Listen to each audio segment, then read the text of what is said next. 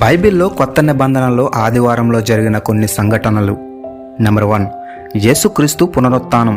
యేసుక్రీస్తు మరణించిన 3వ రోజున ఆదివారం పునరుత్థానం పొందాడు. మత్తయి 28:1.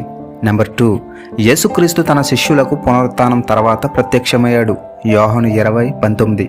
నెంబర్ 3, ఆదివారం రొట్టె విరుచుటకు కూడినప్పుడు క్రైస్తవులు ఆదివారాన్ని ఆరాధన దినంగా పాటించడం మొదలుపెట్టారు. అపోస్తుల కార్యములు 20:7. నెంబర్ 4, పెంతెకోస్తు పండుగ రోజు ఆదివారం పరిశుద్ధాత్మ అగ్నివలె శిష్యులపైకి దిగివచ్చుట. అపోస్తుల కార్యములు 2:1. నెంబర్ 5, శిష్యుల తొలి సమావేశం. క్రైస్తవ సంఘం ఆదివారంలో మొదటి భక్తి సమావేశాలు నిర్వహించడాన్ని ప్రారంభించింది. 1 కొరింథీయులు 16:2.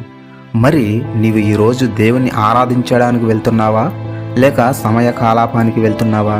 ఒకసారి జ్ఞాపకం చేసుకో. ఆమేన్.